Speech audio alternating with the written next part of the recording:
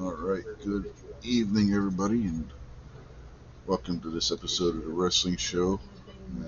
It's going to be another one of those sad ones, unfortunately.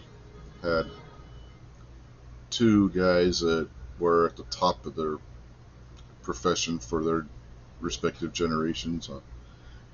If you're a wrestling fan and you don't know who Terry Funk is, don't call yourself a wrestling fan at this point. That guy was a legend. And sadly, a younger guy, Bray Wyatt, passed away the very day after Funk suffered a heart attack. He suffered a heart attack, and they weren't able to revive him.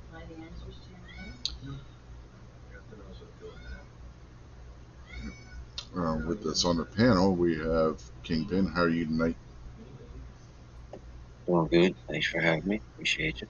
This is Terry Funk and well, Mr. Bray Wyatt.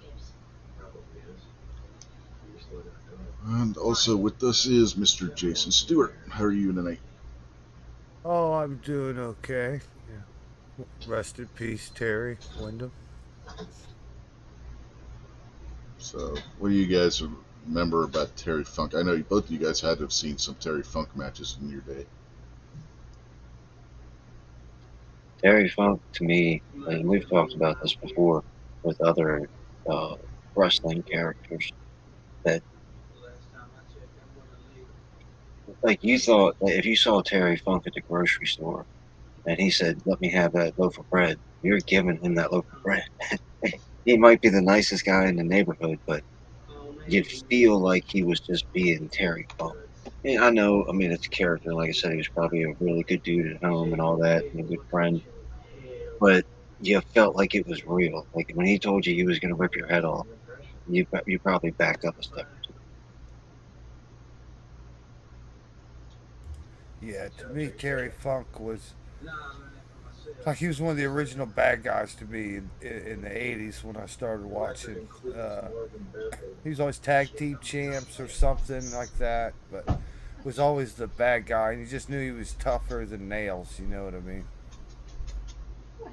Yeah, him and his brother in the mid '80s, both of them former NWA World Heavyweight Champions in the '70s. But they had one hell of a tag team together in WWE or WWF at the time in the mid '80s, and yeah, they were the tag team champs for a good little while there. And And uh, uh, he did a real good job. It was a good role he played in Roadhouse too. yeah, For Roadhouse for and just Over the a Top. He was in Over the Top with Sylvester Stallone too. yeah.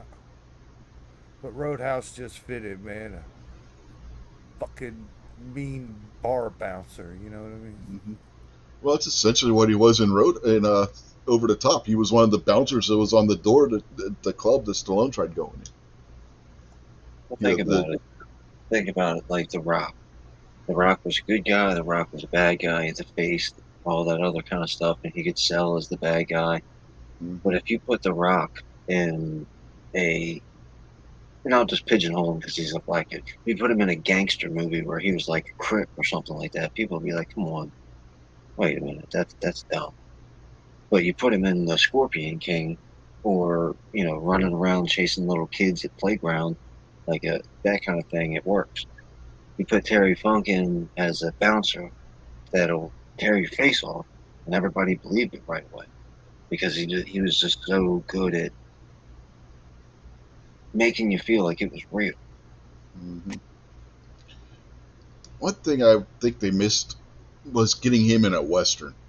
I can't remember any westerns that he was in, but a western would just fit him with his character and everything. And actually being a cowboy, he grew up on a ranch. I mean, his dad, the Double Cross Ranch where him and his brother were billed from being, is an actual place. That was their father's ranch, where he also ran the local Amarillo, Texas promotion from as well, which is where Funk and his brother got their starts. Yeah, I mean, they were literally were trained by their dad. I mean, like a lot of these other wrestlers where they may start, but then their dad may have been a wrestler, but they weren't actually trained by their parents. Terry and Dory Funk Jr. were both trained by their father.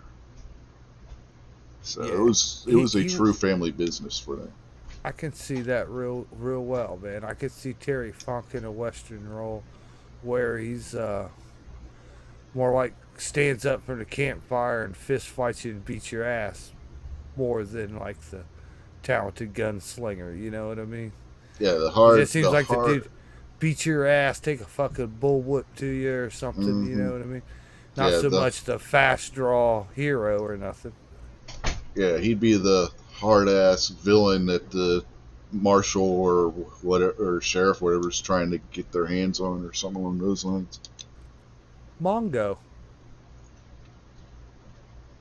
No, Mongo was he wouldn't have been a good Mongo.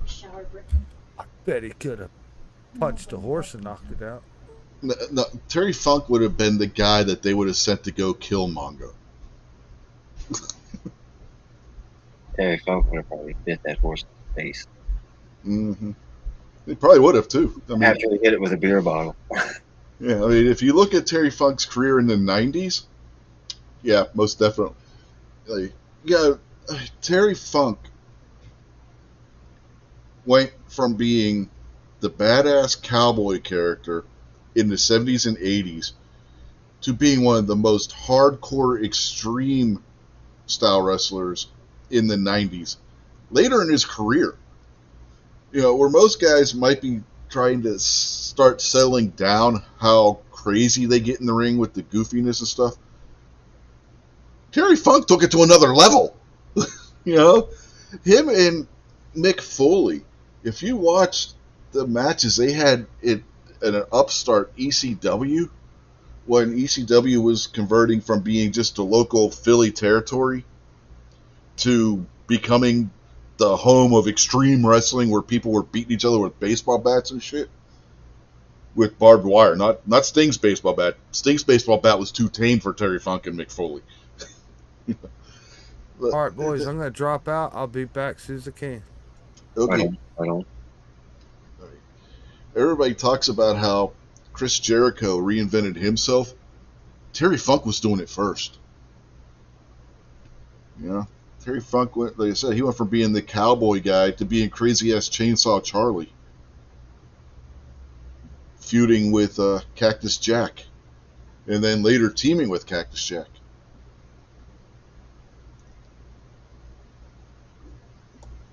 Yeah, man. Cactus. Oh, good. He was good at what he did, man. He is definitely, like you said earlier, uh, you're not a wrestling fan if you don't know who Terry Funk is. And that doesn't matter if you've only been wrestling, if you've only been watching wrestling for a year and you're a little kid, you already heard the name Terry Funk plenty of times. Mm-hmm. A lot of the stuff that you see these guys doing whenever they have one of these extreme rules matches or hardcore matches, whatever they want to call it, Terry Funk helped innovate that style of professional wrestling. He went for, I mean, Well, he, think about it too, because we make fun of AEW a lot because they go with the stabbing people with forks and running people over with steamrollers and all that kind of stuff. It's kind of dumb. Back then, when they were hitting each other with barbed wire wrapped around their fist, it was a little bit more realistic because they were mm-hmm. hitting each other probably like real, and Yeah, they even sold it. They made you feel like you just had a match where you got punched in the face with some barbed wire 15 times. yeah, You know what I mean? I don't know. I just think that they choreographed it and sold it to the audience a lot better back then. yeah. I mean, and you look at some of the guys that Terry Funk had feuded with back in the day. I'm talking about guys named Dusty Rhodes, Ric Flair, Harley Race, Hulk Hogan. The big names of his era. And he was constantly feuding with these guys. One of the last matches I remember Terry Funk having in the NWA right around the time when it was converting to WCW was him and Ric Flair. If I remember the time frame right, Flair had just came off the series of matches with Ricky Steamboat where him and Steamboat kept trading the belt back and forth. Flair had just won the belt for in the final match that he would have against Steamboat. And Terry Funk in a tuxedo comes out and attacks Flair and pile drives him on the floor to set up a feud with Flair, which culminated in an I Quit match. The two of them beat the holy hell out of each other. At the end of the match, Flair wins. He gets Funk in the figure four, and the ref asks him, "You want to quit?" Terry Funk looks at him and says, "He's breaking my damn leg. Hell yes, I want to quit." I about lost it laughing because it was so funny the way he said it. But it also, the way he said it was real. You know what I mean? It wasn't like where these guys just say, "I quit, I quit, I quit." He like gave a reason why he was quitting. You know what I mean? Yeah, man, the craft was a lot different back then. And I get it. Times change, rules and regulations change, television changes, the audience changes, and all. But it was just a whole different. It was a whole different deal.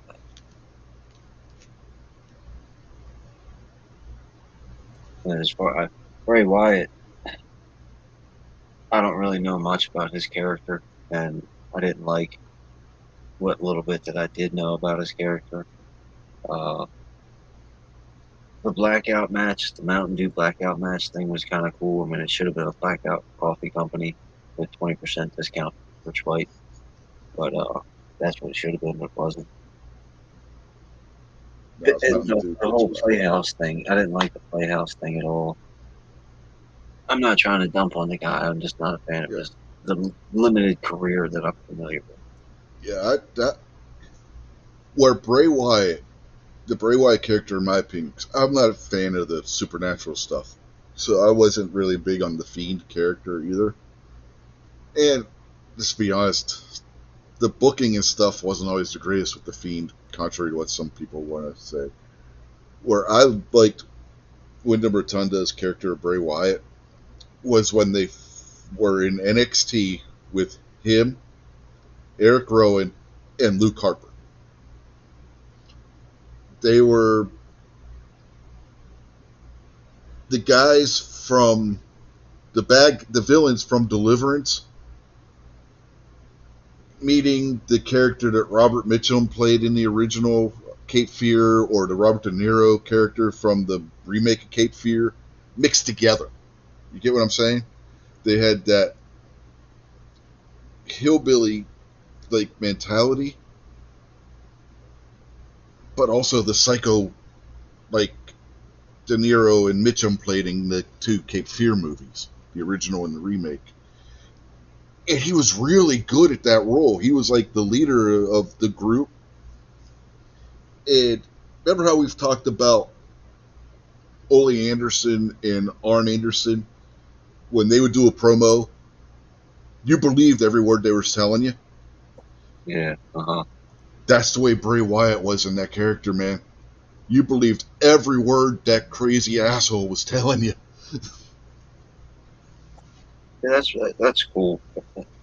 We've talked about it before. Like the people that bash wrestling because it's fake and all that, but then they'll go watch a Marvel movie or a James Bond movie or some other Oppenheimer or something like that. He's like, "Oh, this is the greatest thing I've ever seen in my life." Well, why was it the greatest thing you've ever seen in your life? Superman's not real either. Mm-hmm. He didn't save Lois Lane for real. That was all make. And it was even more make believe than wrestling because Superman had strings tied to him in CGI. Terry Funk really dove off the top of that ladder. Mm-hmm. So it goes back to another thing that I appreciate about what's helped me get so into wrestling now is when I watch the crowd and you get to see the people in the crowd really enjoying themselves, just being completely enthralled in the show. All the pomp and circumstance, cheering and singing, and then you figure at the end of the show, they're slapping thighs with all the bugs and all that on the way out the door and enjoying the ride home and talking about it the next day at work. It's just pretty cool when the characters that are doing the work make the audience feel like you were saying, like you really, really get into it because the characters. Yeah. Yeah. And later on, they would, when they got called up to the main roster, they would add Braun Strowman to the mix. So you had four pretty big guys in that stable. So, and for some reason, Vince eventually screwed it all up. You know? What else is new? Here's a dream team for you: the House of Black, with Braun Strowman and Bray Wyatt as a part of that. Oh, you got to throw in Brody Lee too at that point. Wasn't Brody Lee a part of the? Well, no, Brody Lee was Bray Wyatt's buddy, right? No, Brody Lee was Luke Harper in WWE, and then he was the guy that was revealed to be the leader of the Dark Order. So who? That's not one of the House of Black already. No, that's Brody King. Oh, all right, okay. Brody Lee's the one that looked like Bruiser Brody, which is why part of the reason he got the name. It's funny where he took the name Brody Lee from was Mallrats, combined with Bruiser Brody, because he kind of looked like Bruiser Brody. But then he was a big fan of the movie Mallrats, and Jason Lee's character was named Brody, so he took the first name of Jason Lee's character with Jason Lee's last name to come up with the Brody Lee name when he was on the independent scene. And it just fit with him looking like Bruiser Brody too, you know. So.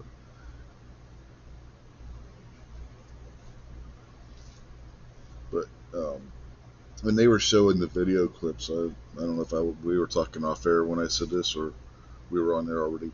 When they showed the video clips for Bray Wyatt and him and Luke Harper, Brody Lee, aka John Huber, they showed them on the screen together interacting and stuff and behind the scenes and stuff. If you didn't have a tear in your eye, there's something wrong with you. And then when they showed Bray Wyatt like brushing out his daughter's hair and stuff, man, it got you, you know what I mean? And when LA Knight did his promo, he brought that up. He's like, me and Bray weren't the best of friends, but he helped me and stuff. And then he's like, when they had the video package up on the Titantron, you know, I'm paraphrasing, I don't remember exactly how he said it. And they showed him interacting with his wife and kids. He said wife and kids, his fiance, but man, that broke my heart. He said that my heart goes out to him. I feel so bad for him. And then, yeah, I mean, See, that's good that the WWE wasn't stupid. That's why a guy that's so unbelievable, and I know we blow a lot of smoke around LA Knight, but he deserves every bit of it. This guy is phenomenal. And it's cool that they gave him the opportunity to do that. Because you can't fake LA Knight. no. You know, you've been around enough charming people in your lifetime to know that when somebody's pretending as a character and when somebody's actually just got that. And LA Knight is just a dude. Like, that human being has just got that. That's why he's good at being LA Knight. Because the human being is so charismatic. Mm-hmm. He went from that absolutely seamlessly to tearing down the Miz. And at the end of the promo, he pulls out a Bray Wyattism. One of Bray Wyatt's things was that when he was cutting a promo on one of his opponents, he would always go, "Run," at the end, you know, just in a spooky, trying to scare people kind of thing. You know what I mean? LA Knight at the end of his promo says, "A wise man once told me, if you next time you see me," and he looks right into the camera. Oh wait, no, yeah, turn my camera on. He looks right in the camera. Run, like Bray Wyatt would. It was he did it perfectly, the inflection and the tone and everything. It was, Yeah, that's just good business, man. You gotta give a guy like that time. It's no different than 2 seconds left on the game clock. You gotta give Jordan the ball. Yeah, it's just it works the same way. So at least WWE was smart enough to give him the mic and let him go, and not some goofball like Cody Rhodes or. oh, Cody did a good job too. Cody memorialized Terry Funk Sure, earlier in the night. yeah, I know, but people tolerate Cody. No, Cody was speaking from the heart. You could tell the difference. I get that, I get it, but people still tolerate Cody. You know, people are fans of Cody, but not that big of fans. A lot of people are cheering because it's a TV show. They're just tolerating Cody. No, in this case, man, they were cheering Cody. They're cheering Terry Funk. Let's be honest. Yeah. But Cody and Terry Funk are family. Well, yeah, I would figure that Cody Rhodes knows him. Yeah, Extremely well. Cody's mother is related to Terry Funk. Oh, really? Okay. Yeah, that's how Dusty met her. So, That's pretty cool. Like we talked about earlier, man. There ain't very many wrestlers, so their circle is small. You know, we look at the TV show when we kid around about 800 million people on the roster, but it's actually quite a tight little circle. yeah, and we're talking about Cody and Bray Wyatt and how they were playing together as kids. The way they both met their significant others, because Bray wasn't married to who he was with, not yet anyway. They were engaged to get married. They both the women they were with are former ring announcers for WWE. They met them through WWE. Both guys.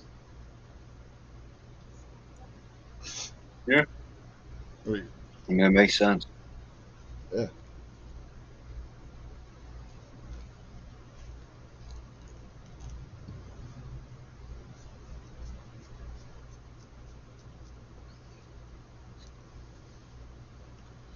Like I said, the two guys, they grew up together basically. I mean, their dads working in WCW, when they were in their teens and whatnot. Cody 37, Bray's 36. So they were Cody was a year older than Bray, but they'd known each other for a long time.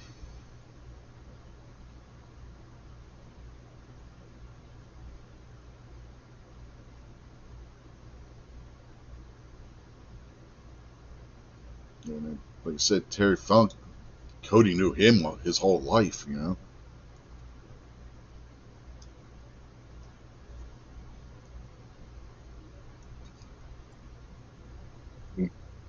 You watch all these stories about these guys and the wrestling co-workers, I guess you put it that way, fellow employees.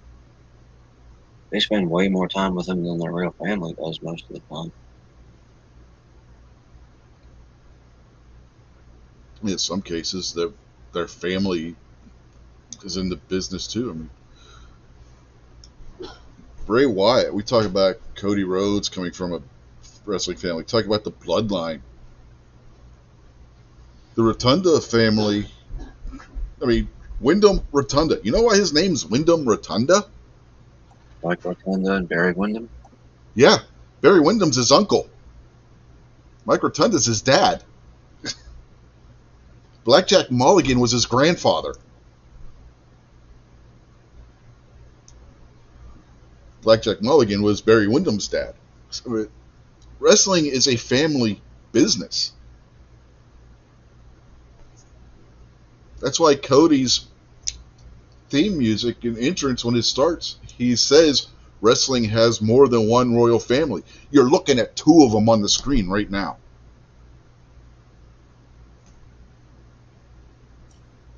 Yeah, man, it's just, I think I mentioned it earlier. We might have been off air, but I can't remember. There's a lot. Cody Rhodes and this Bray Wyatt guy are young enough. There's a lot of wrestlers out there that were there when this guy was born. Seemed to know him his entire life as a baby, everything. So you think, well, Charlotte Flair doesn't know this little kid. Well, no, Charlotte Flair was babysitting him while his dad was wrestling 30 years ago. Yeah. Charlotte's about Bray's age. Charlotte would have known him when they were kids. Sure, yeah. You know? I mean, you want to talk about royal families in wrestling, you got the Flair family. Uh, the Funks, the Windham Rotunda family, the Bloodline, the Rhodeses. I mean, and all their kids all would play together. The McMahons. I mean,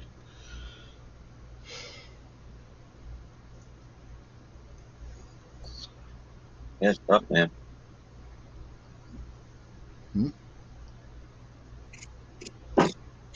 There's the problem that you have with a guy like Terry Funk that's no longer around is that's irreplaceable. That's the mold was broken and could never be. You can't have. You've been around wrestling long enough to see uh, Kevin Nash went from WWE to a different thing, and then they just brought in another big guy with black hair and called him something similar, and the fans didn't accept it because it's not Kevin Nash. That's a fake.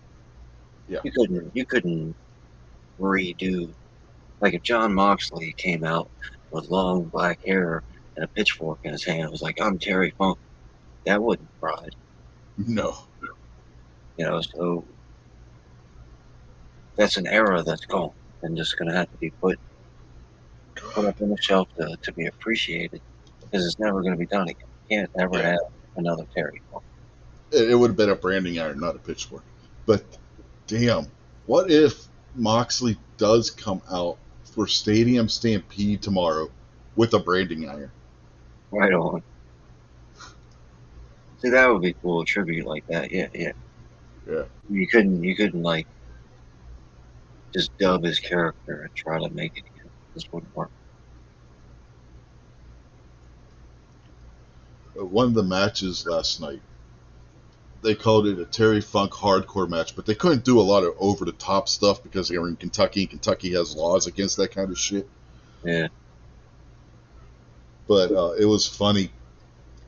It was the Street Profits versus the Brawling Brutes, and it was Butch and Ridge Holland. And Terry Funk in ECW, he's the one that would do the ladder spot where he would put the ladder over his head through the rungs in the ladder, and then spinning around in like a helicopter, whapping people with the ladder. At one point in the match, Ridge Holland picks up Butch and starts doing that using Butch.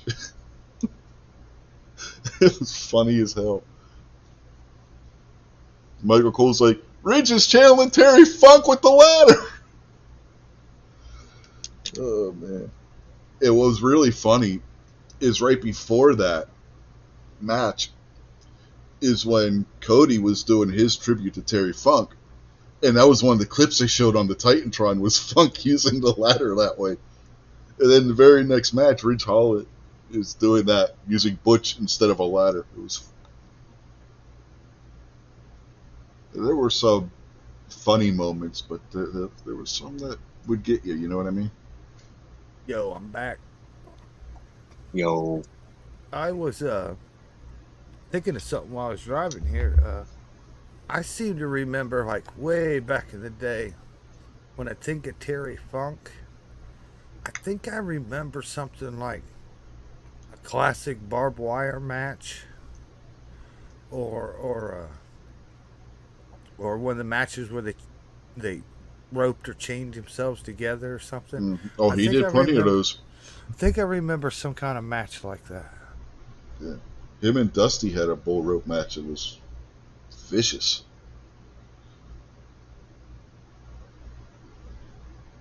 Whacking each other in the head with that cowbell and stuff.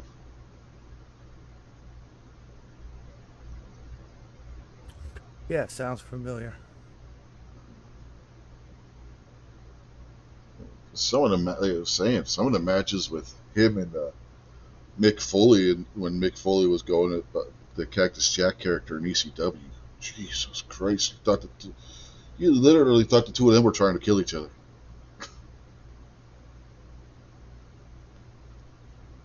And Mick Foley, uh, and he credits Terry Funk as being his mentor. He's said on numerous occasions that if it wasn't for Terry Funk, he would never have made it to the level he was at. That Funk really, really got him on the. You got to think about that though, because it's not just. I don't think that's just Mick Foley being a humble guy and giving dabs to the people above him and all that kind of stuff. You know, the shoulders that he stands on. You got to think about Mick Foley's going to sit there in the meeting and say, "Hey, here's what I want to do. I want to take a toilet and swing it from a trebuchet across the stadium and hit you in the head with it." And then every other wrestler in the locker room was like, "Oh, okay, I'm going home now." And Terry Funk stepped up and was like, "I had the same idea." So you got to have another crazy guy to go along with the crazy stuff that you're coming up Oh man, the one thing you just said reminded me of Wednesday night, MJF's promo. Did you see Dynamite this Wednesday? with. Only thing I saw this week was Raw. MJF cut a promo talking about how he's where he is because he's standing on the shoulders of the greats, Ric Flair, Dusty Rhodes, Hulk Hogan, Terry Funk. So that's cool because I got all that stuff recorded now. I can just fast forward to all the good parts. What the irony? That was the day Funk died, and nobody knew yet.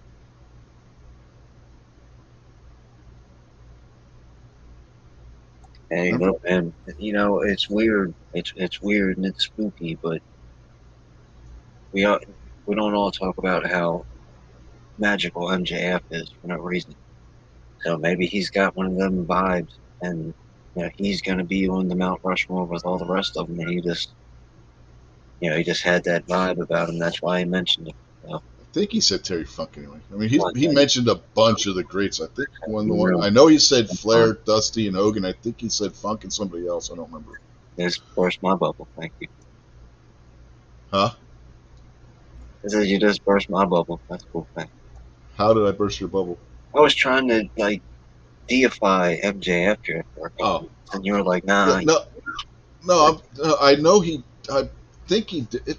There's been so much going on the past few days. I'm trying to remember if he actually did or not. Now, I believe he did, and he mentioned somebody else. I mean, he listed off a litany of people. I mean, it was his way of paying tribute to the guys that came before them, basically. That's one of the things that I like most about AEW is AEW will use the words WWE live on television, Cody Rhodes uttered NWA on SmackDown last night. not WCW. Like, No, he said NWA. yeah, Vince never owned that one, right? No, Wow. and he mentioned Terry Funk holding the 10 pounds of gold. You know what the 10 pounds of gold is? Probably like a AEW or NWA championship or something. I don't know. Yeah, the NWA World's Heavyweight Championship. Remember the one that Flair had with the globe on it Right, yeah. and all the flags? Yeah, that one. Nice. Maybe WWE would pay a little attention and stop pretending like they're the only wrestling company in the world. Oh, they're paying attention. They ain't got any choice right now but to pay attention. You just had AEW just about sell out Wembley Stadium before they ever announced a match. they're paying attention. For those of you who don't know, Wembley Stadium is the largest sporting venue in the UK. Place is huge. The original Wembley is where Concert for Life, the Freddie Mercury tribute, was. They had over 100,000 people in attendance for that concert in the original Wembley Stadium. For a concert, the new Wembley holds almost 150,000 people. Well, I just asked the internet, and here's what it says for capacity. Just one. I guess this is Wikipedia or whatever my phone gave me first. It said 90,000 associated football, rugby union, rugby league, boxing.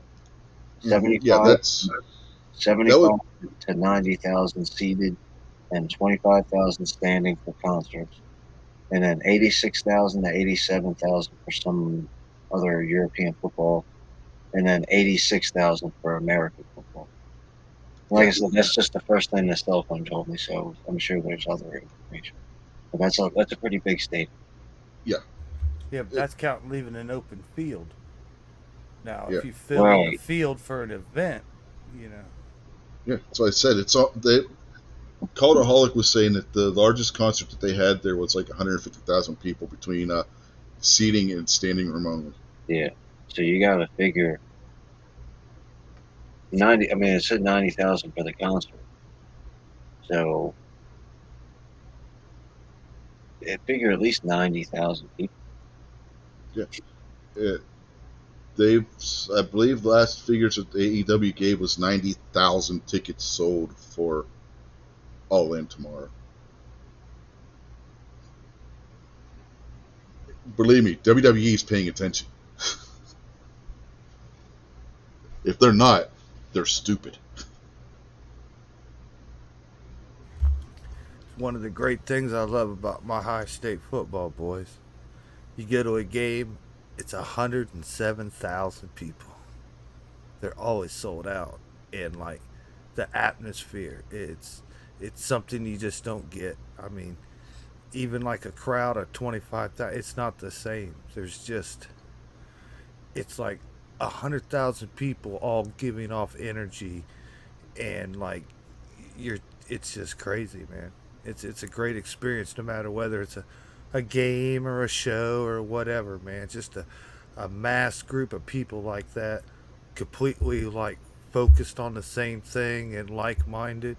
It's just a crazy thing. Getting back to Bray Wyatt real quick. The main event on SmackDown last night was LA Knight versus Finn Balor. Yeah. Wow, that's pretty cool. Because Finn Balor was like the demon thing with that guy too, wasn't he? Like, weren't they? That's the crazy part. Check this out. Bray Wyatt's most common opponent on the main roster was Finn Balor. They did Finn versus Wyatt. They did the Demon versus Wyatt. They did the Fiend versus Balor. They never did the Demon versus the Fiend. Right on. That's weird.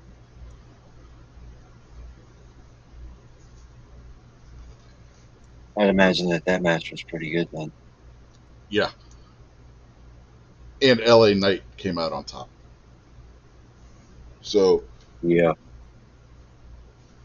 the guy that was just the number one contender for the World Heavyweight Championship lost to LA Knight. Who? Seth Rollins, who?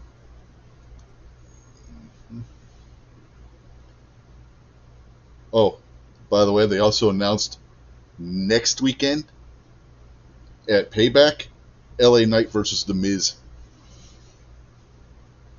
Cross-show match. So they just wanted to get him on paper. Yeah, probably. But man, that feud has been good. I mean, you haven't been watching the past couple of weeks. But yeah, the feud between the two of them, it's been good because The Miz can talk. Well, my thing, remember we talked about that when that Ciampa guy came back. And I was excited. I was like, hey, maybe The Miz will go back to being a little bit more of a serious wrestler instead of just a character. Because I'd never seen The Miz except for the goofball. And, everybody always says that he used to have a decent wrestling career and then he became the goofball. So I was interested to see him go back to wrestling. So that'd be cool to see him in an actual serious match against LA Knight. Yeah. But the two of them have been causing them to lose their matches against their opponents and stuff. The best part is LA Knight did it without even doing anything. He was just sitting at ringside, and he was so in the Miz's head that Akira Tozawa pinned the Miz with a roll up. Yeah. LA Knight didn't do a damn thing. He just sat there. Yeah, I saw that. That was on Raw. Yeah. And then Tozawa came over, I guess, to thank him. He said, "You did that. I didn't." Which I thought was a good line. At one point last night during the match between Knight and Balor, LA Knight is basically dribbling Finn Balor's head off the announce table. And when he's done, he does the LA Knight yeah thing with the crowd. And Balor just sits there and says, "No!" After Hey, Buck. Bray Wyatt had a heart attack and passed away.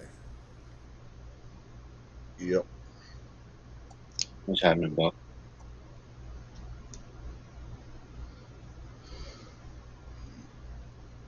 Yeah, last week was a crazy week. This one definitely a sad one.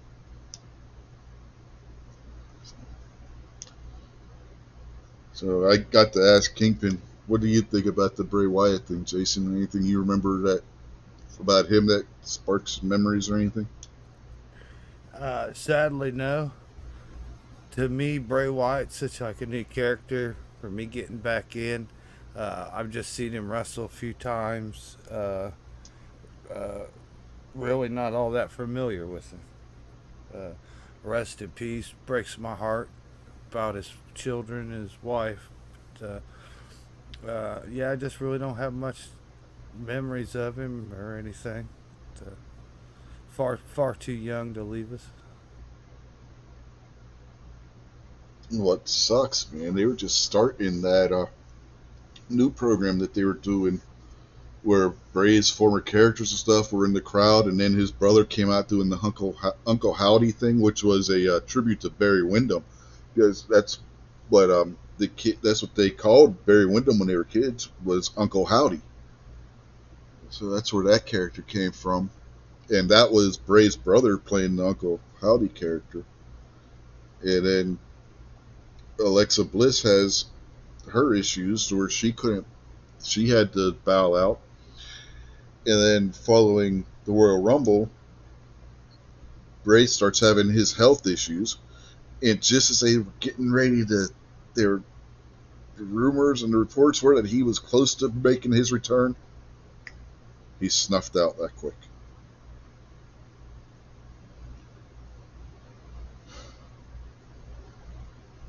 Just goes to show you, man, when it's your time, and it doesn't matter how old you are.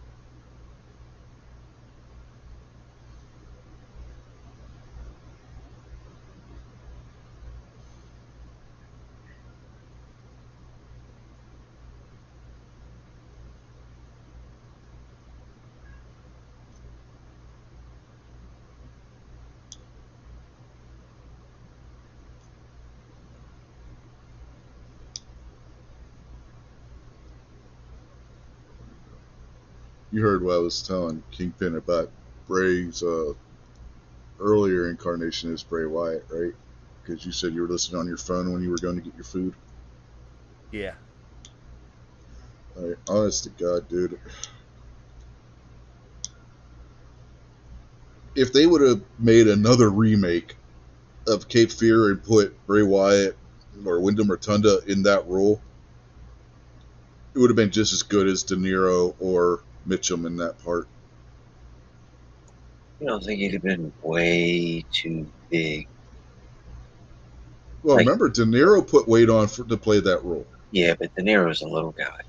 De Niro's a little guy. Now, Robert Mitchum is not a little guy, but Robert No, Mitchum, not this guy.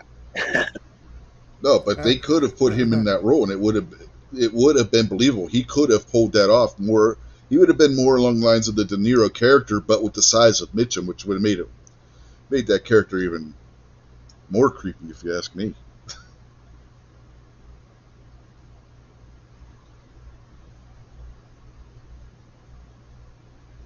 Go back and see if, I don't know, if YouTube or something would have any of the old clips of Bray Wyatt when he would be doing his promos and stuff. Man, you watch those old promos where Bray's sitting in the rocking chair and he's got Braun Strowman, Eric Rowan, and Luke Harper standing behind him. You'll see what I'm talking about, man. He could have pulled off that role easy. That's basically what he was playing as his character. He was playing that kind of villain. You know, I will hand it to you, Rich. I never thought I'd hear the analogy of the Deliverance Hillbillies and the main role in Cape Fear mixed together. I'm telling you, man, that's what the Wyatt was. Robert De Niro or Robert mixed with Robert Mitchum from the two Cape Fear movies, with Strowman, Rowan, and Harper as the hillbilly guys from Deliverance. Just without the make you squeal like a pig part. Damn. Whenever you start mixing in Deliverance Hillbillies, boy, woo! You got something going on there.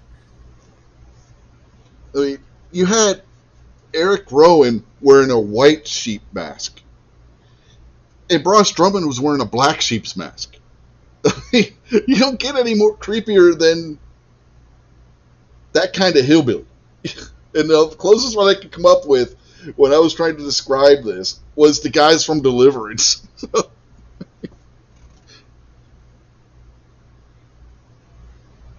Again, without the squeal like a pig part.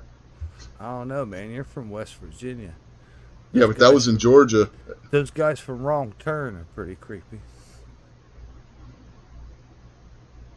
You never saw the Wrong Turn movies? I don't think I have. Oh my gosh, you live in West Virginia. That's where they're from. Yeah, but I only live here. I'm from Pennsylvania. All right, You gotta watch Wrong Turn. There's like 5 of them. You ever see Tucker and Dale versus Evil? That was set in West Virginia too.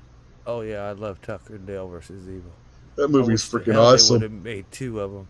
Oh man, I wish I would have too. That movie Oh my was. god, that movie is incredible. I love that movie. That movie is freaking hilarious, and you watch it, you're laughing your ass off, and you're sitting here thinking to yourself, I shouldn't be laughing at this, but I can't help it.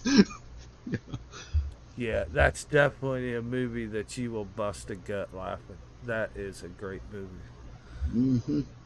Oh man, the scene where dude picks up the sheriff's gun and looks down the barrel and pulls the trigger. I know, dude. You gotta take the safety off. Boom. All of it. Everybody that got killed in that movie was hilarious as fuck, man. I mean, all of it. Oh man, the one guy running at Dale, he ducks and he goes flying into the wood chipper. He's trying to pull him out. He just pulls his legs out and then throws him back in. He's like, Tucker, this crazy kid just committed suicide. He jumped into the wood chipper.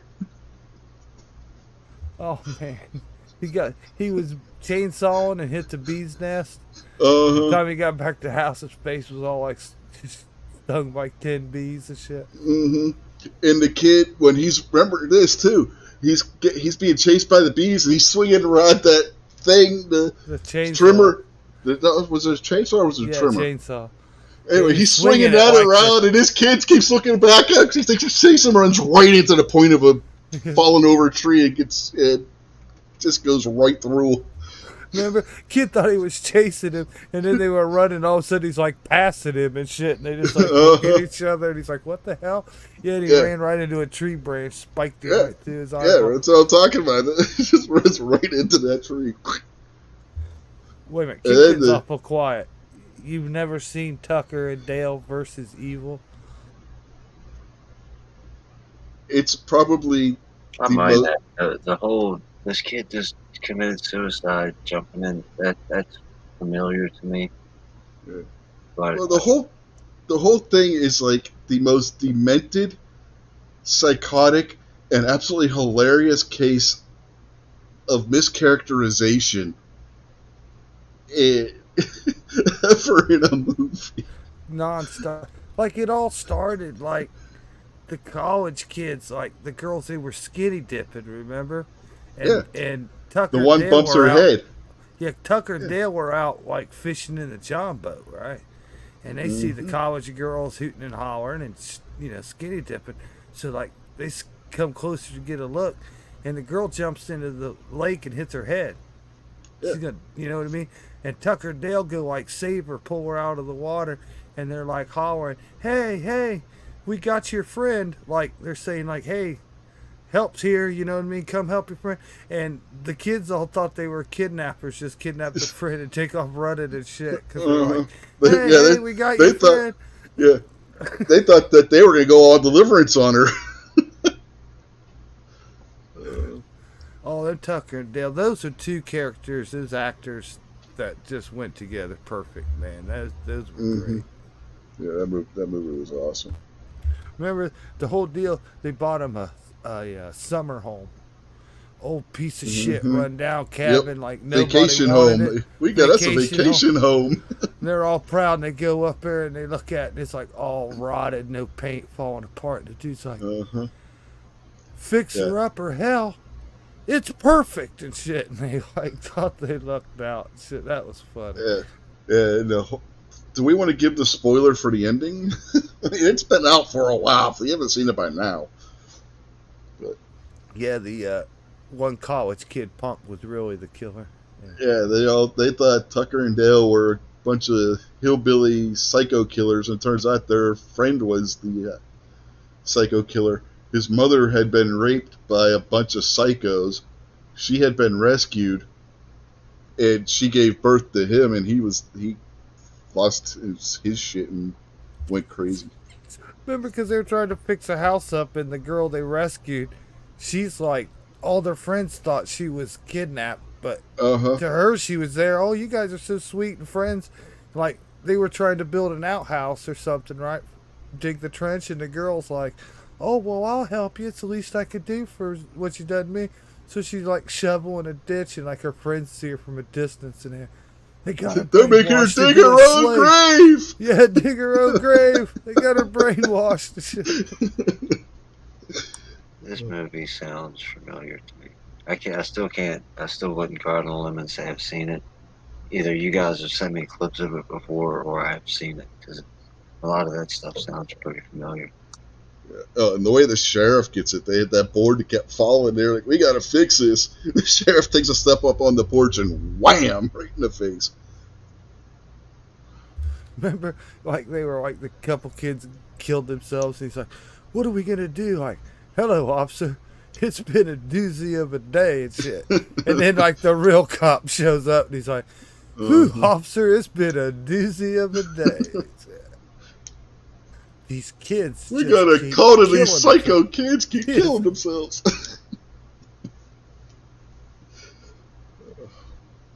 Yeah, that is a fabulous movie. I checked on that for a couple years, and they were close to making a part two, and then they weren't, and then it said they were going to, and as far as I know, they never did. Yeah, as far as I know, they didn't. Of course, it'd been hard to top the first one too, but damn. Oh yeah, it's very rarely does a sequel equal or excel the first one. Before we go into the movie conversation, all the Godfather movies suck. That's sacrilege. They're decent movies, but they're not what they've been pumped up to be. Which movies? The Godfather 1, 2, and 3.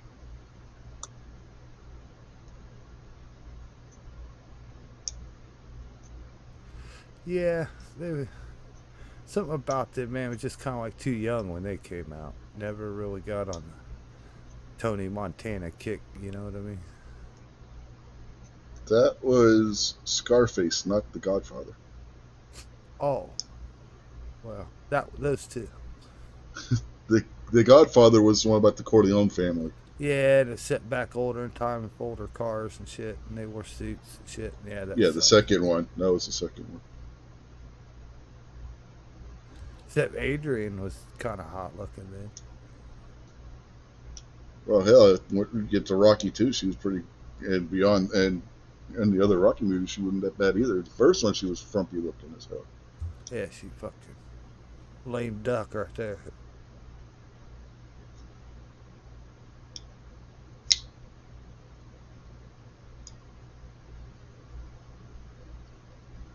She lost the 1950s old lady glasses. Who's the costume designer that takes her and puts 1950s old ladies glasses on her in the movie set in the 1970s? Well, that's what you had to have in the 1970s when you were poor, Rich. Dude, they were like sequined and shit. It was hard times, Rich. Hey, 1975 in America, poor, yeah, single girl. Okay, Shit. I'll give you Rocky. I'll give Rocky the hard times. Okay. I'll make an exception this one time. But nobody does hard times except Dusty Rhodes from here on out.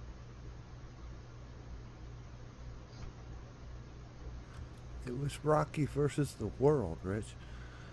That's why I said I'll give you Rocky, but from here on out, nobody else but Dusty gets to do hard times. And just for the record, I still haven't and never will forgive Cody Rhodes for saying those words. I don't think the crowd ever forgave him for that either. The reaction when he did it, I don't think he's going to again. I still crowd- won't forgive Cody Rhodes for that ridiculous colored scribbled thing on his neck. Oh man, you didn't see the promo where he made fun of himself for getting that tattoo. Apparently, He didn't do a good enough job, I tell you, because I saw it. That is one of the world's most colossal dumb things. Yeah. That stupid neck tattoo. Yeah, how did he phrase it? I've done some pretty dumb things in my life. This thing on my neck is proof of that. Man, if my fucker ever owed me money, I'd put my fucking foot on his face and take a fucking belt sander to his fucking neck. He needs to get a hold of that. Who was that guy that was famous for a while and he was dating the Kardashians? He got a bunch of stupid tattoos and now he's getting them lasered off. He was a Saturday Night Live clown. Damned if I know. I don't know. He did like a Taco Bell commercial too, I think. Oh, I know doesn't who help. you're talking about, man. Yeah, that goofball. Yeah, he's getting a Goofball, bunch of man. his tattoos lasered off. I have no idea who you're talking about. He's from the newer Saturday Night Lives. Oh, is that the guy that Kanye wanted to kill or some shit? I don't know. But Pete Davidson is his name. That's it. Yeah, that's the guy that Kanye won. That's how I know who the guy is, because Kanye was like wanting to kill him or something. Kanye wanted to kill him? Yeah, he was touching Kim there for a little while. Uh-huh. Oh, okay, I get it now. Okay. Kanye was with Kim, right? Okay. Yeah, they were married Okay. at the time. I thought you were saying, like, Kanye had street beef with him or something. Yeah, no, he was banging Kanye's wife, is what we're saying. Yeah, yeah. So in a way, yeah, Jesus he had a. So yeah, in a way, he had a street beef with him. Hey, man, if you're going to get mad at me, get mad at everybody. Goddamn.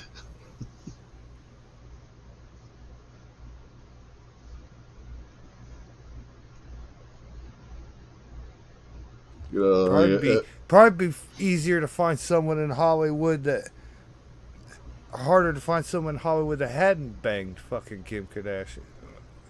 Which will be harder to find? Someone who hadn't banged Kim Kardashian, or someone that hadn't banged Jada Smith? talk about the same people, same crowd of people here. I better be careful. Will Smith is going to show up and slap me and tell me not to keep Slap. his wife. Keep my Keep my wife's name out wife's your mouth. name out your fucking mouth. You know what Chris Rock's perfect response would have been? Instead of worrying about me keeping your wife's name out of my mouth, why don't you worry about keeping all the dudes' dicks out of her mouth? You didn't see the video I put out? The Grease Lightning sent me a meme, and it was keep your dick out my wife's mouth.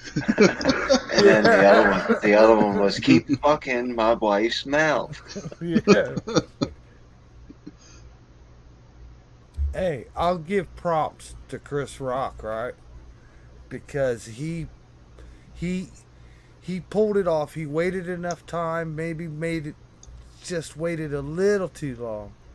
But when he came back out and did his shows and he addressed the issue, man, he burnt fucking Will Smith to the fucking ground, boy. It dignified too, man. I don't remember exact words, but he just like basically put it out there. You ain't no fucking man, you know. Mm-hmm. Really, just hit hard with like sense and knowledge about it and everything, man. Didn't overreact, didn't street mouth anything. He really fucking knocked the hell out of Will Smith. Yeah. If you're the one guy that you're going to get mad at for telling a joke, go up on stage and slap, is one of the best insult comics ever. And you thought you were going to get away with that shit? You didn't think Chris Rock at some point was going to have something to say on that matter? The problem, the way I was looking at it was, Chris Rock is a weak, feeble little man, and Jada Smith could have got up and slapped him, and he wouldn't have done nothing about it. Mm-hmm. Will Smith is a big, healthy, strong, vibrant man. Chris Rock isn't on Chris. Dana White wouldn't put a celebrity boxing match together with those two guys because it would be too outrageous. Will Smith would kill this little dude. So, if Chris Rock was up there running down, even Jada Smith, the whore that she is, and Will Smith's the same way. They're the same person. If he was just running her character down, and the husband wanted to get up and stand up for his woman, I can understand a little bit of that, maybe. There's other ways to handle it and different stuff like that. Even if you do got to choke little Chris Rock out for running his mouth about your wife. But all he did was make a stupid bald head joke. Yeah. And then you jumped up and slapped a little tiny man. Come on now. That means Will Smith is a soft man. Yeah, here's the best part about that. If you watch the reaction from Will Smith when Chris Rock first tells the joke, he's sitting there laughing at it. That's what I was just trying to break into. Jada looks at him, gives him a dirty look, and that's when he starts acting like he's pissed off about it. Yeah, knee-jerk reaction. The very moment he said, hey, we're looking forward to you next G.I. Jane, right? Will Smith bust out laughing. Like his first knee-jerk reaction to that joke, he busted out laughing. And you're right. Then he looked over and she wasn't laughing. Right? But his inner feelings in his heart, he thought that was funny too. Mm-hmm. The man should have told his wife to fucking cool her shit. It's a joke.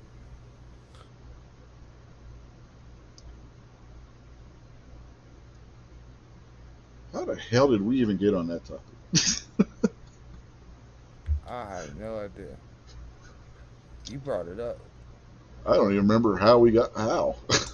So Jason said something, and you were like something about Will Smith slapping somebody or whatever. Oh, it's something about something. Yeah. We went from Kardashians, didn't even mention Bruce, and drifted right into Chris Rock and the Smiths. Yeah, the Kardashians are so fucked up they made poor Bruce think he's a woman. Hey man, you know I when songs come on at work, I guess you call it like a parody.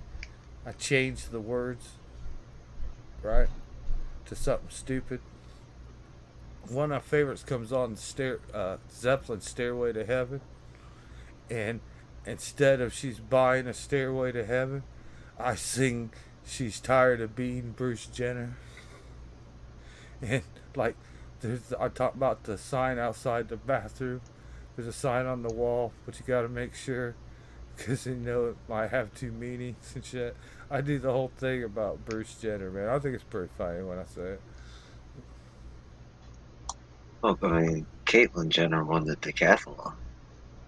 Oh, apparently, yeah, in the men's, yeah, won the men's decathlon, the Olympics.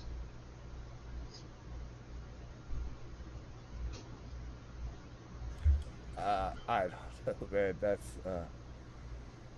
what a crazy world we fucking live in. See, Mm-hmm. that's one thing that gets me. I when they first came out, unfortunately, I had to watch a few Kardashian shows here or there. And the one girl was married to a seemed like a pretty nice guy.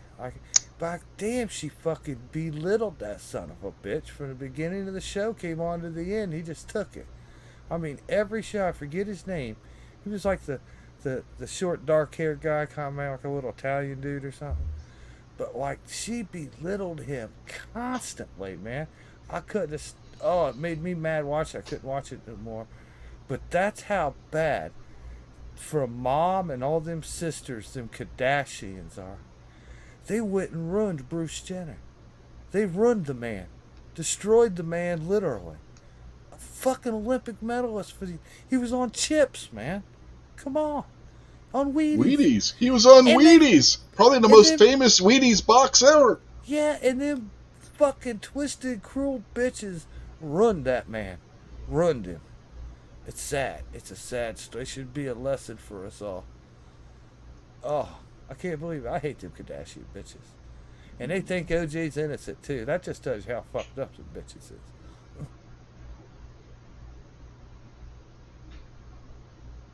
Well, having seen some other evidence that this private investigator who does cold cases has found, I'm not entirely convinced OJ did it either. I think his son did it, and OJ was covering for him. At the very least, OJ was a fucking woman beater who should have been taken care of long ago. Not At the disputing that. least. I ain't disputing that part. As I'm not sure OJ actually killed her because his son, if you look at some medical documents and stuff that were found about his son, he had the same kind of anger issues OJ did. I'll just be fair because I don't play either side of the fence. In my honest opinion, that Nicole was a fucking world class whore too. Yep. So you take a whore and a fucking woman beater and you put the two together and you have a bad combination. And that's just how I look at it from the outside. Then you got a son with who's on medications to control his anger issues who stopped taking his medications. It could be just as violent as his dad. And had the same pair of Bruno Malley's that OJ had. They both wore the same size shoe. Both wore the same size gloves. Hey, get this. You know how they sell the lockers and stuff, the storage lockers that people stop paying their rent on? OJ's son had one of those. The guy that investigates the cold case, he solved numerous cold case murders. I can never remember the guy's name. But he found out about it, went and bought OJ's son's storage locker, and he found a knife in that storage locker that was covered in blood. And he tried getting the LA police crime lab to analyze it. They refused to analyze Yeah, that's another thing. I think the winner of that whole deal was that Cato dude. Man, he got he got the pussy. He got to fucking live for free in a mansion and shit. Probably didn't have to pay for his drugs or his food or fucking nothing, man. That dude was like freeloading the good life. But The big thing about the OJ thing, it showed on national TV how the cops and the prosecution just fuck shit up. You know what I mean?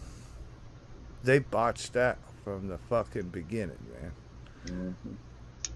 Krabby Turtle in the house. Yep. Hey, Krabby. Krabby.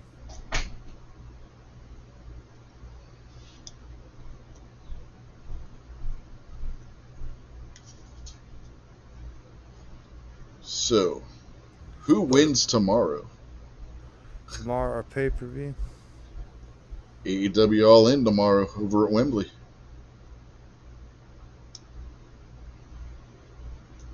That's why we were talking about it earlier, Jason. Jeez, man. Did you forget I know already? he's talking about Wembley, but I didn't catch the part that it was pay per view. What time does all that stuff happen? Because Wembley, Noon. that's foreigners. Yeah, the pre-show's at noon. Oh yeah, no. Ooh, I'll probably won't even if the pre-show's at noon, then I'll catch the after show. Yeah, right. Yeah, that's too early for me. Yeah, that's why I never even bothered to bring up like if we were going to do a show for it or not, because it's like, yeah, that ain't happening. I believe last week I said, yeah, we ain't doing it because you guys are both going to be at work. Why can't they just rebroadcast it in normal time? That sucks. Well, we could watch it in replay later on, but the problem is we probably wouldn't get very many people watching at that point because they would have already watched it. Yeah, if you're going to do like a watch along, you pretty much have to do it when it's live.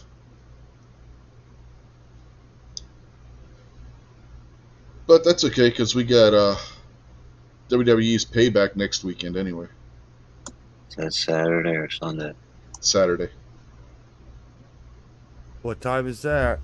Oh, that's in the evening. That's Yeah, in Pittsburgh, so. It affects me too because my game comes on at 3:30. Oh, your game should be over by then. The pre-show will probably be at 7, and then the main shows start at 8. Is that Ohio State Notre Dame game a Saturday game? Yeah, Probably. yeah. It'd be like an 8 o'clocker, I'm sure. That's like September 23rd or something.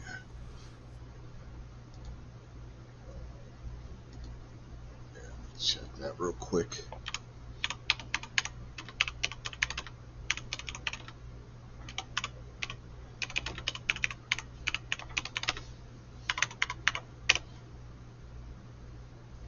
Let's see. September 23rd at 7:30 p.m.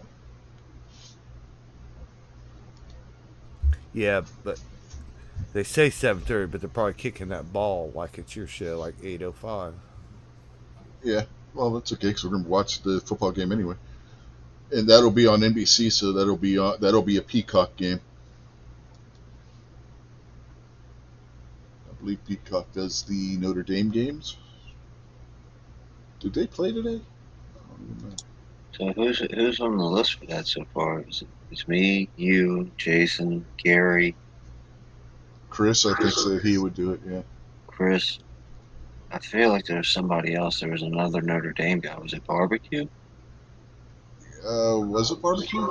I can't remember. I mean, Remember, we can only get 6 people in, unless we do it on Gary's channel this year. Yeah. Plus, you can also watch it on. Oh yeah, the StreamYard only holds so many people. Yeah. Yeah, but Krabby thinks it was Barbecue. Yeah, last year we didn't have Chris, but Chris said he wants to do it this year. And apparently Notre Dame just dominated Navy today. Yeah, and I need it's like me against all of you too. I need a fellow Buckeye here with me. Yeah. I completely forgotten the college football season started for Notre Dame.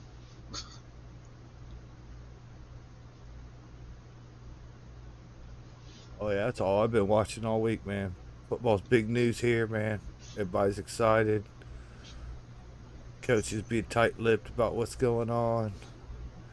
Everybody's wanting to see. It's exciting. It's an exciting time here, man. They got a lot of fucking good players on that team, and a whole lot of good ones on the way. So, like, we don't have anything to worry about this year. We're just excited. 42-3. Holy shit. To say Notre Dame dominated as being kind to Navy. Jesus Christ. That was the big Nice. score today, 42-3. Nice.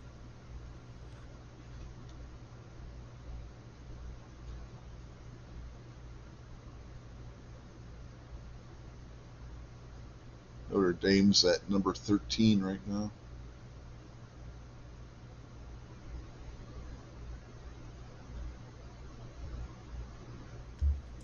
Yeah, it High State Notre Dame, man. That's one of the big hype non-conference games for like all of college football that early. You know what I mean?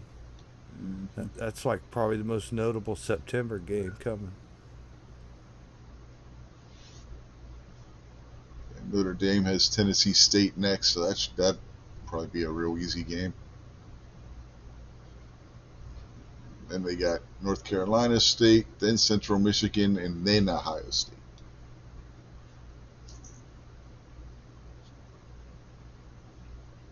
Got 3 games before they get to play you guys.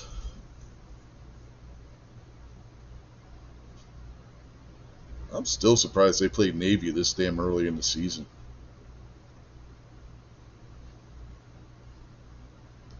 That's usually a late in the season game, not the first game of the season.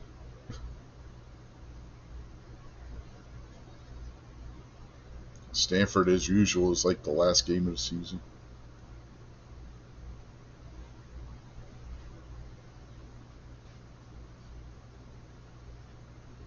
After you, it's Duke and Louisville, which should be okay. Then it's USC, then Pitt, then Clemson. That's going to be a hard stretch right there.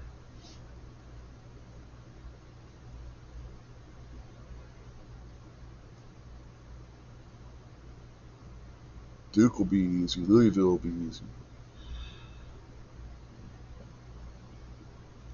USC, Pitt, and Clemson. If Pitt's any good this year, I don't know. They are not. They're not ranked, but that doesn't mean anything at this point in the season. Yeah, it'll be a good one. We got a few games too, man, to get stuff sorted out. Figure out how to effectively use what we got this year. We got a very unique situation, and I'm not bragging. You go look it up. Uh, High State's got the best fucking receiver fucking roster in the country. Georgia, Alabama, they ain't got nothing like we got. We got 5 receivers that we could put out there on the field, and your best guy couldn't cover either one of them. So as soon as we get to utilize how we want with our receivers and dictate the defense, go chew them up. Go chew everybody up all year long. It's a numbers game. It's impossible. Pretty soon, you're gonna have your slowest guy on one of our fastest guys, and it's game over. And that's how we're gonna approach every game in this whole season.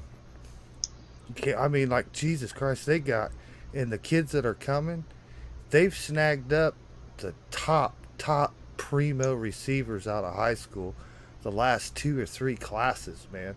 Now they're all healthy and they're all sitting on the same roster. Uh, there's just too much talent sitting there, man. And Marvin Harrison Jr., he'll be gone after this year, but like as long as they can get enough going his direction, that that really is like the greatest fucking receiver in college football has seen in a long time. And within a few years, that's going to be the best receiver in the NFL right there.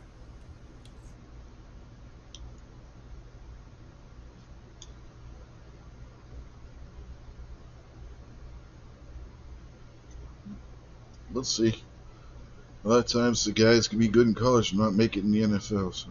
Oh, dude, it's Marvin Harrison Jr. And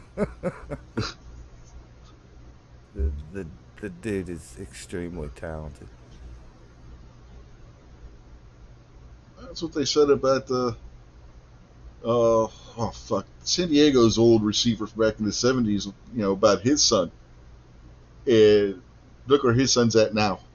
So Yeah, but High State's been pumping out good receivers, man, for a minute now.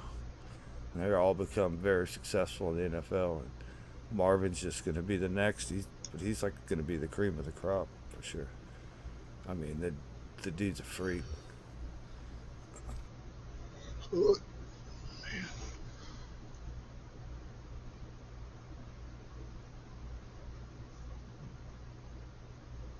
Only problem we got is we're going to have a white boy quarterback. Yeah, I said it. Uh, that bothers me. Uh, yeah, him, he's Krabby, Kellen Winslow. Couldn't remember his damn name. I worry about the athletic ability, the running ability, and the strong arm. But they're saying the kid we got will be pretty good, but it bothers me. But we'll see.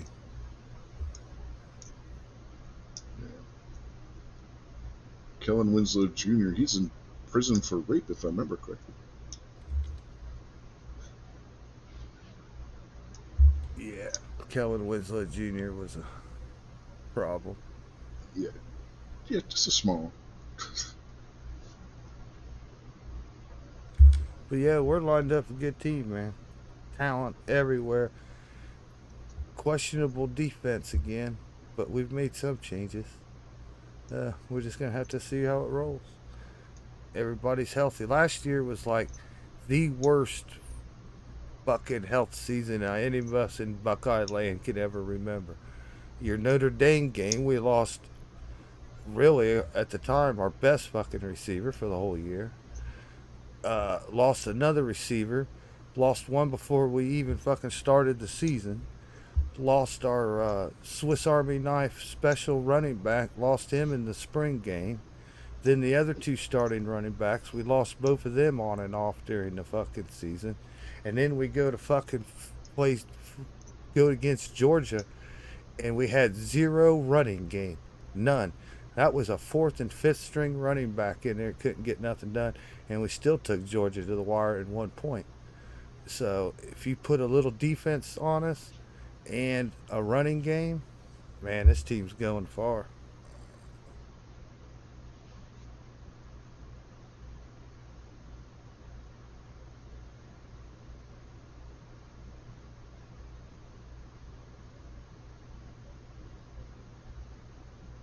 It's a wrestling and whatever the hell else comes up chat barbecue.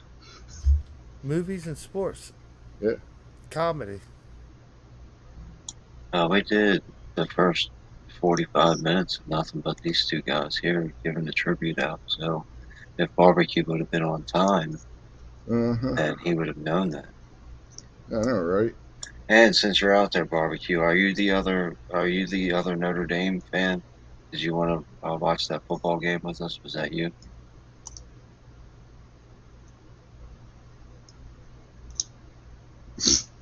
Barbecue said the Browns weren't the Browns. They'd go far too. Yeah, he's not wrong.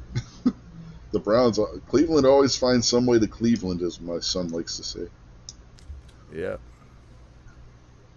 This will be my second or third year. I'm not even watching NFL.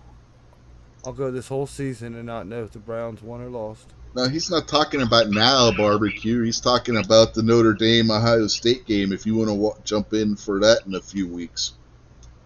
I couldn't remember if you were the one that because there's somebody that was missing off people who wanted to watch that with us. And I thought it might have been you. I'm not really a fan. College football, man. College football. If it's not barbecue, was it G23? No, it wasn't G23. He's an Oregon fan. Yeah, he's Oregon. Or is it Oregon State? Whichever one the Beavers are is the one he likes. It wasn't Ohio Wolverine, was it? No. I know it was Rob. Maybe I just invented it. Maybe there wasn't another person at all. Barbecue said probably it was him. Yeah, I don't remember. Was somebody else. I'll be back. Krabby says it's state, Oregon State. Yeah, Oregon's the Ducks. They're the ones with the really. They want to make sure you see them uniforms. The Nike dude. Yeah. Gives everything to they just joined the Big Ten. And then next year that USC does. Was it USC and Cal next year? Yeah. Oregon and Washington came. Like that whole pack thing there, it's down to like 4 teams or 6 teams or something now. It's about ready to fall apart. I think Colorado's going back over to the Pac-12 next year. Or is that this year? Yeah, the Big Ten will be the Big 18 here. Yeah, like, how the hell can you be the Big Ten if you got 18 teams? It's gonna end up. It's gonna end up.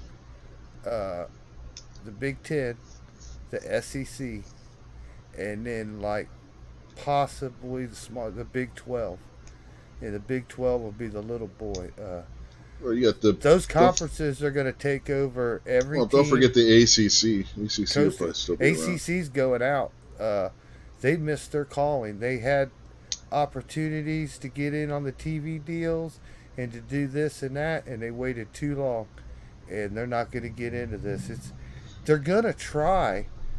Like the Big 12's going to probably get swallowed up by the SEC. And well, they already are. They're losing Texas. They're pretty much going to end up in the future. It's only going to be the Big 10, and it's only going to be the SEC. But Big 12, they already lost A&M in Texas. This is all about huge money, TV deal, billions, not just little money, billions money. The more these conferences get packed together, the more billions they get to charge for the TV rights. And like it's inevitable. It took over, and these smaller conferences that played around and couldn't make a decision and didn't take the deals they were offered, they're going to get snuffed out, and that's business.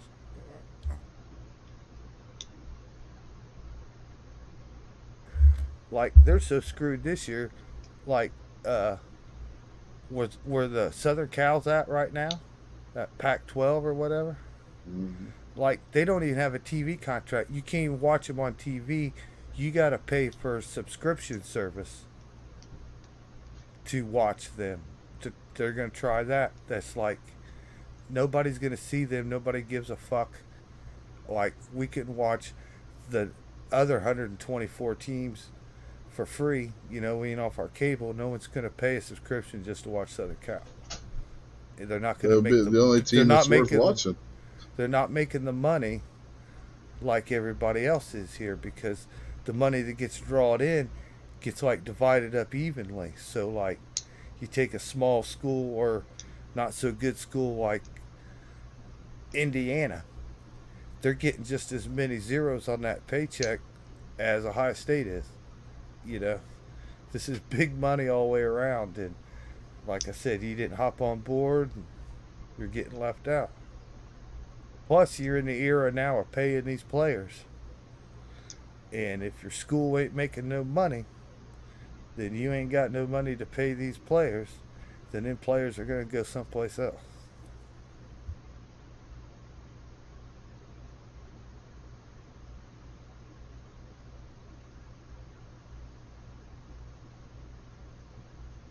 It would be a shame if Ohio State's starting offense went and bought a vacation home on a lake in West Virginia.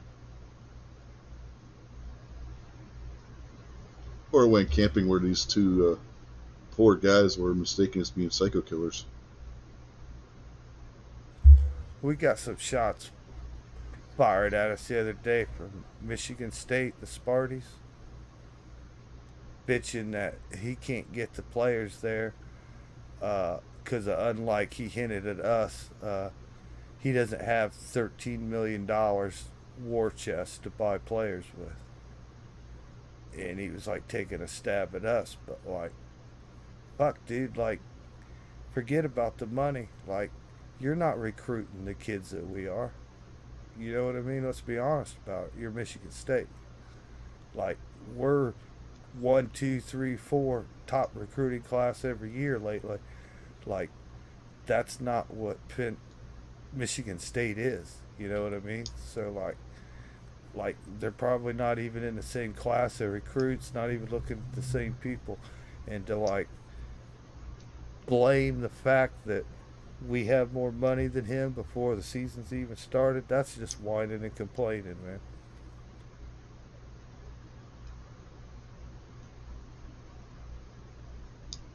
We got our own problems. Our coach says he needs 15 million to keep what kids he's got. Here another coach says we got 13. That means we're 2 million in the hole here.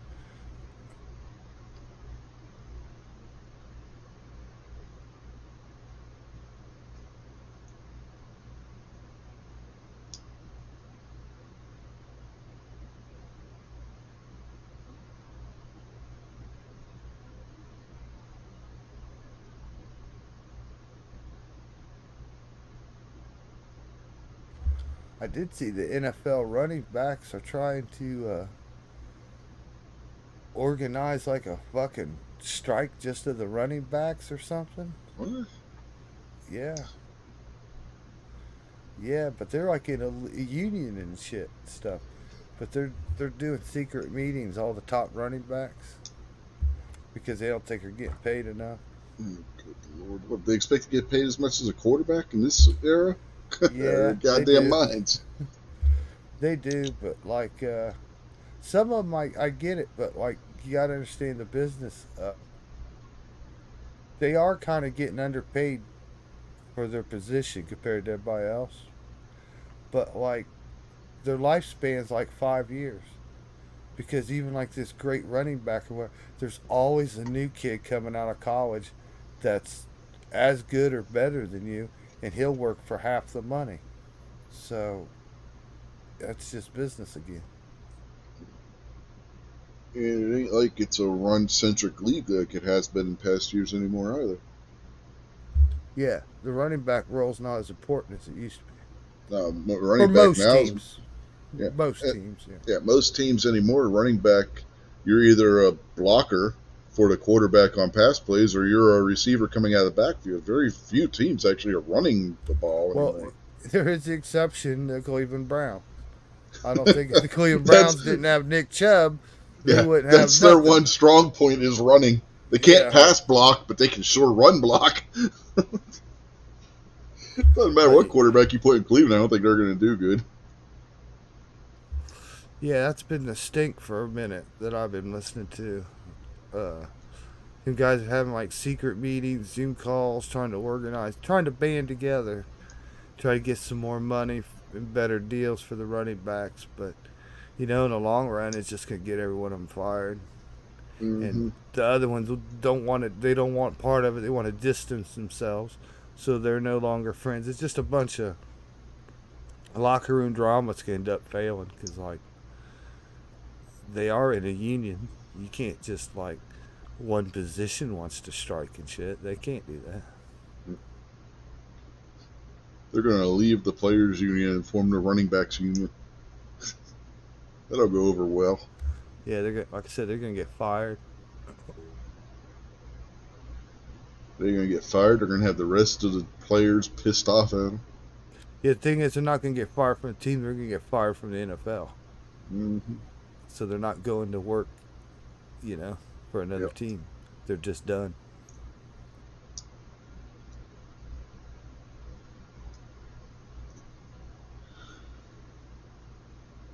They're going to find themselves in the same position as that loudmouth, fro-headed quarterback. You know who I'm talking about. Yeah.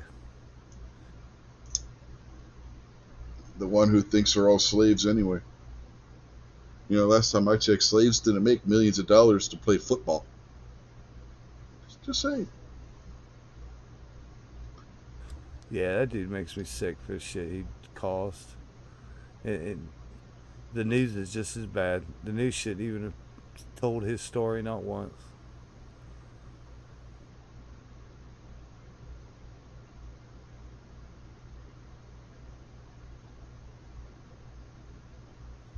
It's like my boss giving me $1 million raise, and then I run around telling everybody how much my boss hates me. Hmm. How racist they are and how much I'm a slave while walking around wearing a fucking Rolex. Yeah. And he wasn't that good either. He had one good year.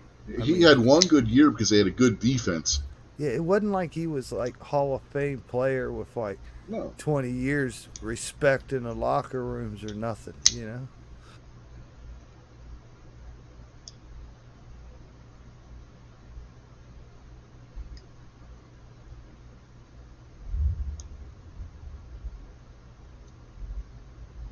He wasn't like that until he got with that loudmouth Muslim bitch.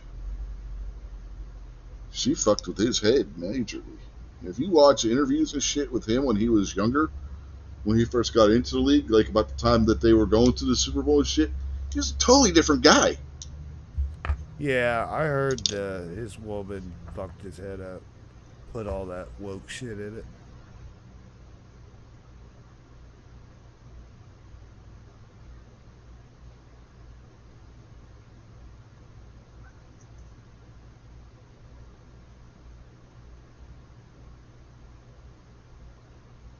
Ugh. Anyways, that's partly why I gave up on pro ball. It sucked. For college, I just love my college. I didn't watch a single hockey game all last season. Not a one. And I love hockey. I didn't watch a single game. You know the Nebraska Cornhuskers football team? Yeah. They got a new coach this year. But What else is new? they've been very good for a minute, right? So they don't really have like the greatest roster. Not that they're terrible, but like they're a 50-50 team. Probably win half their games, lose half their games. You know what I mean? I saw a sports dude the other day said something about if he was a Nebraska Cornhuskers fan, uh, just go ahead and don't worry about football season this year and start looking forward to the hockey preseason and shit. Nebraska ain't had a coach since Tom Osborne. Well, they got a new guy, Matt Rule, but like you're gonna have to give him a few years, you know. That's the problem. They don't. Nebraska probably has the highest coach turnover rate in the goddamn NCAA. Oh, I've been seeing this show, Swamp Kings. They did a documentary on Urban Meyer when he was at Florida. Mm-hmm. That's been pretty good. And That's on uh, Netflix. I think I saw something about that. yeah, uh, an ex-Ohio State coach that coached there at Florida with Urban, the Mm-hmm. one who got fired and got Urban suspended and shit here. He does his own YouTube show called Menace to Sports. I love Zach, man. It's a great show. He gives the insight all about like this Netflix show, and he's said so much more stuff that they've left out of it, and gave a lot of insight on the things they didn't touch on because it's a documentary, so it's all painted in the certain light of what people they got to agree to do the show. You know what I mean? Mm-hmm. You're only getting one side of the story, and you're getting it like in a collective view of a few players, you know. So he's gave up a lot of insight on it, man. I thought it was pretty fascinating, easy, or fascinating and cool to learn because it explains a lot about how Urban Meyer was when he was here for Ohio State because all the bullshit he went through at Florida and shit. So that was pretty cool, man. There's a lot of shows. Everybody's pretty hyped about that Netflix deal. Uh, and the next show they're going to do is going to be about, believe it or not, Johnny Manziel.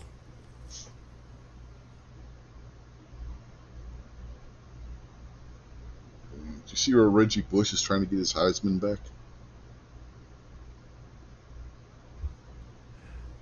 Try if you will, but they ain't going to do it. No, he's suing them in court to get it reinstated because they changed the rule. Yeah, they might have changed the rule now, but it was in place when you played. Yeah, yeah, it was very much in place when you played, son. Yeah, you get free houses and sports cars. You don't get no fucking Heisman. Mm-hmm. And if you want to bitch about it, come talk to us. We lost a whole season, 11 wins, which puts us on the list now, a couple wins behind Alabama for all time, when we should be like half a dozen wins ahead of Alabama all time. We gave up a fucking 11 win season, banned from the fucking bowl games, banned from going to a bowl game on an undefeated season where we could have been national champions, all because like 3 kids got free tattoos. So Reggie Bush, don't cry about your fucking mansions and your sports cars and all that shit. Mm-hmm. All our kids got was some fucking tattoos, man. I still say USC should have lost their national championship that year. Yeah, they all scooted out of that, man. Pete Carroll Mm-hmm. took off to the NFL. No trouble, no trouble Mm-hmm. for the school. None of that bullshit. If they's paying Reggie, they's paying other people too. Well, fuck, they Like I said, cheated in the Notre Dame game that got them into the national championship game anyway. What's the NCAA rule? That you can't push the ball runner over the end zone? It yeah. clearly they did. Oh yeah, the Bush push. Yeah. Hell yeah, and then they changed the rule after the fact. Uh-huh.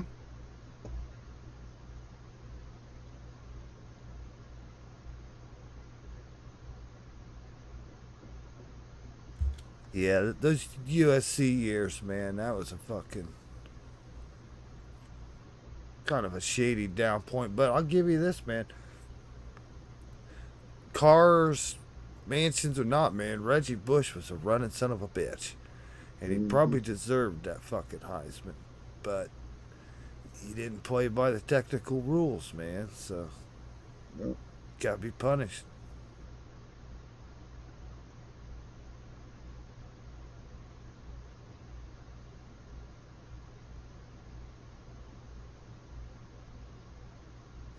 Yeah, that's something the Buckeyes need. We need another Heisman Trophy winner here. For sure. I don't know. Maybe this new quarterback will be something. I don't know.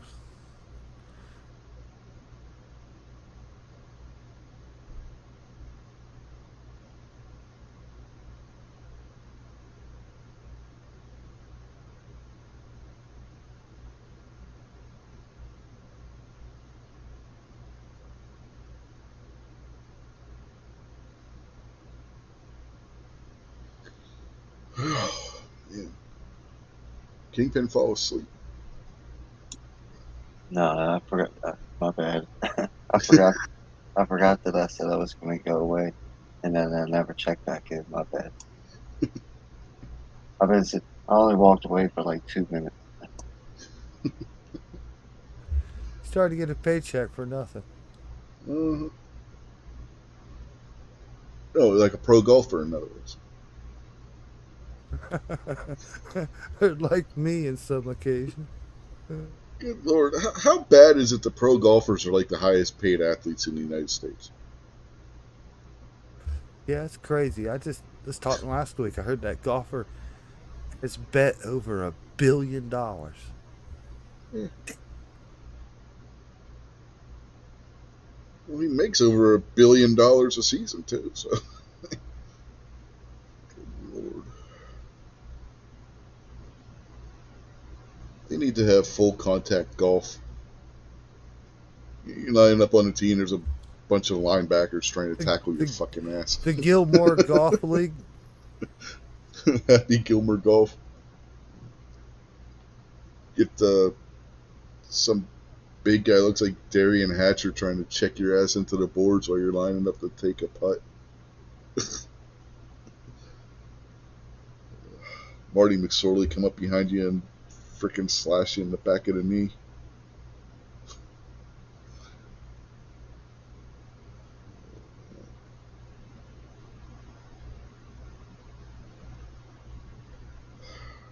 That would be freaking hilarious as hell. Golf would be a hard sport to mix with other stuff. Yeah, yeah, it would. It would just be tough. Uh, the craziest part? That was invented by a bunch of Scottish warriors.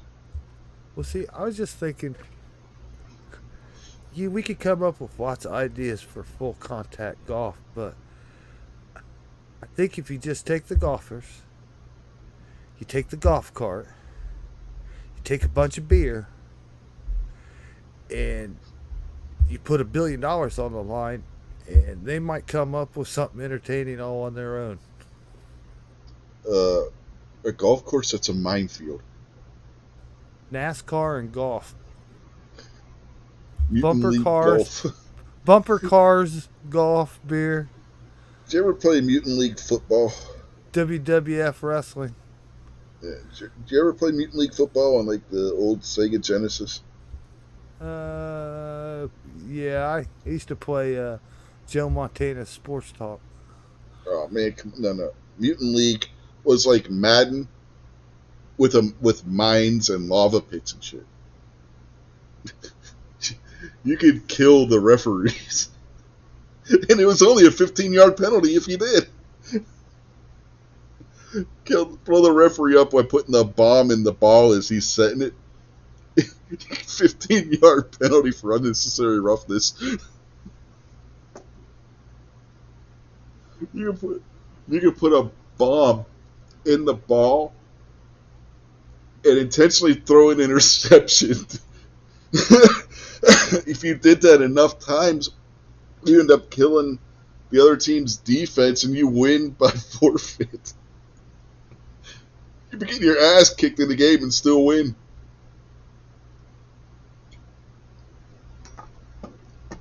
That game was fun just because of the violence level.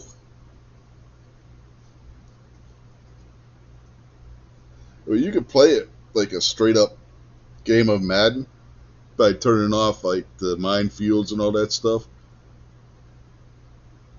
But then you might as well just get Madden, you know what I mean? I mean, it was the exact same game. I remember on that Sega Genesis, Joe Montana Sports Talk. I remember I had the Cleveland Browns, and I put Joe Montana as quarterback. I put Bo Jackson as a running back, and I took Mel Gray, kickoff kicker for or return kick for the Lions. I put him on that team, went all the way to the Super Bowl every time, undefeated. That Mel Gray, I could run back any kickoff. You could run backwards, get the entire computer defense there to chase you and spin around and outrun the entire team with that dude all the way. You could just play with the players the whole time. What pissed me off, they didn't release Mutant League for the Super Nintendo because Nintendo wouldn't let EA put it on the console because they said it was too violent. Couldn't play. They weren't allowed to have Mutant League Hockey on the Super Nintendo either. Mutant League Hockey was like the NHL game version of it. I'm trying to remember what year that was. It was like 93, 94, somewhere around there.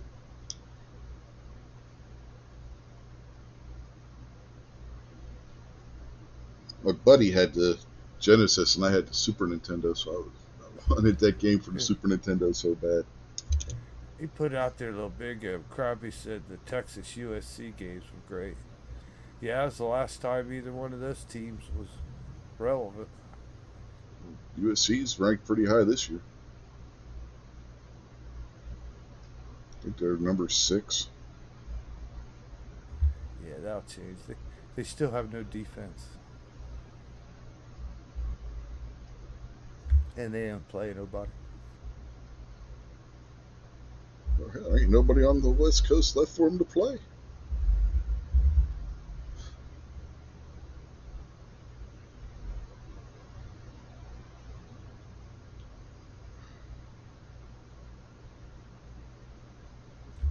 No, but see, that was a great move for them. Jumping into the Big Ten, man. Those will be like fucking great games, man. Imagine just like a regular season game, and it's like USC Ohio State, USC Michigan, USC Penn State in the fucking Trojan Coliseum and shit. Like, you know what I mean? Those are big games. Those are big draws. Those could turn into rivalries, classic games. Just the experience, because like us Big Ten teams, we don't get to go play in a Coliseum. You know what I mean? A fucking bowl game or something. That's just a big time deal, man. It's going to be a lot of traveling during the season. Yeah, they can get into that, but they've already got special accommodations and that worked out. Unless It they, goes both ways. It's the same way when USC's got to fly here and play in the horseshoe when it's fucking snowing too. Long flight. Yeah, I mean they got enough where they can divide it into an East and West division. Yeah, I mean it'll play both ways. One year you're gonna Well, they're going to fly have out to. there. Next year they're gonna fly out here. So They're going to have to just split it into the division somehow. actually the Big Ten just went to thing. They're not gonna have any divisions at all. That's kind of They just stupid. they have no divisions at all, but they did protect rivalries. And get this, the High Well, they have State to have it. Michigan, How are they going to determine the championship game? the High State Michigan game is no longer the last game of the season. They're going to play that mid season now Yeah, how to are they make going to room. determine? How are they going to determine the conference champion if they don't have divisions with that many teams? Record and rank, I guess. We still have our Well, playoff. isn't it an NCAA rule? If you got so many teams, you have to have a conference championship game. No, we didn't. We didn't have a conference championship game in Big Ten until like 10 years ago. You got to have like 12 teams. I think if you have 12 teams, I believe it's mandatory. I don't think it's mandatory, but we got the championship game. But they've got rid of the division. They got rid of it. All they did was protect rivalry games, and they're going divisionless.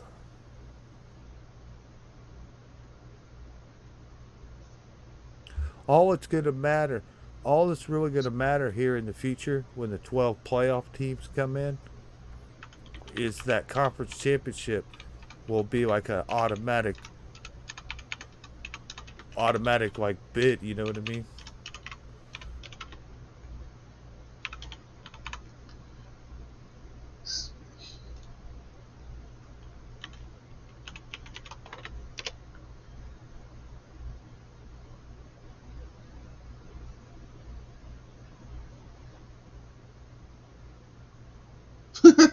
They changed the rule last year. You don't have to win your division to reach the conference championship game anymore. Yeah. That's kind of stupid. It also opens the door for, like I said, they moved the Ohio State Michigan game mid-season, but people are pissed, so that's not like a permanent decision just yet. But even if it is staying put as the last game of the year, with all the new format and the 12-team playoffs, it sets up the case where Ohio State and Michigan could possibly play 3 times in one season.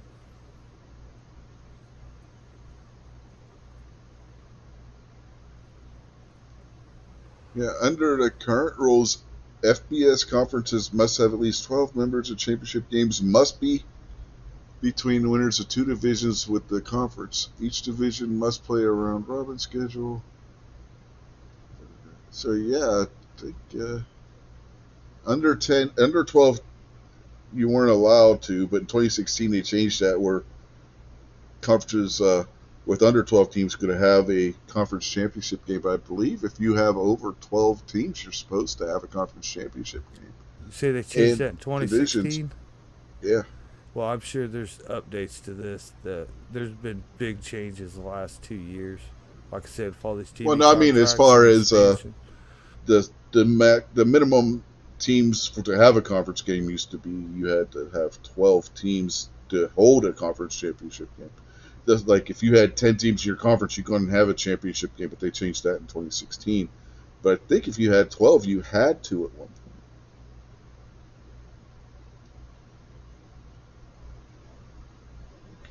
2022. Let's see. Leagues no longer must pit division winners against each other. Okay, they changed that last year.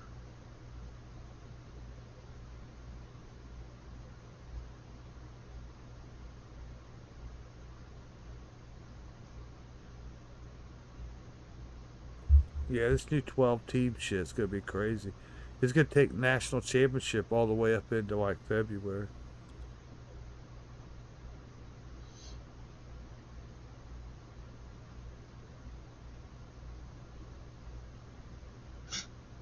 Since the Big Ten went to where they had East and West divisions, the East has won the conference every season. Yep. Because there's only three good teams in the Big Ten: the Buckeyes, Michigan, and really that's kind of it. Penn State is the redheaded stepchild. Uh, they can almost get something going, and then they can't. But even if they got something going once one season, they can't sustain. They can't hang with the big dogs like Penn State's still way out there. Even if they had like an undefeated season in the Big Ten, they can't go hang with Alabama, Georgia, LSU, Clemson. They're just not gonna be able to do it. I think they beat Clemson a year or two ago, but I'm just using that as a reference. But like Penn State's good, they're not great, they're not really going to be. They're the same year in and out. So it's either Michigan or Ohio State, and the rest of the Big Ten don't have a chance.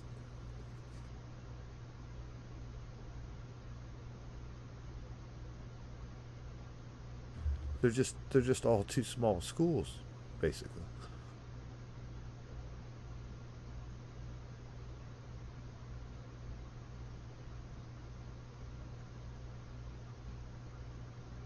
Yeah, it doesn't say how they're going to determine who. Apparently, the rule changed last year with Ohio State. I mean, with the Big Ten. Because they mentioned the Big Ten, how it was done changed last year. Thing is, it's still not. It's still changing. They'll redo something or change stuff before it gets in there. There's already problems and people like say the deal's done and then later the other people say no, we never agreed on that total. So there's a lot up in the air still with what's going to happen here in the next few seasons. But it's big changes. It's like I said, it's driven all by money, Yeah, and boy, them guys are raking it in. ACC got rid of their divisions too. Uh-huh. I've watched a lot of guys that are on the inside on this and stuff. All these are moves happening now are that really don't seem like much or don't make no sense. It's all going to fall in line and play into the future and how teams are absorbed into new conferences and stuff. This is like the foundation getting laid today. You really don't know what's going to happen, but if it's all planned out for a few years down the road.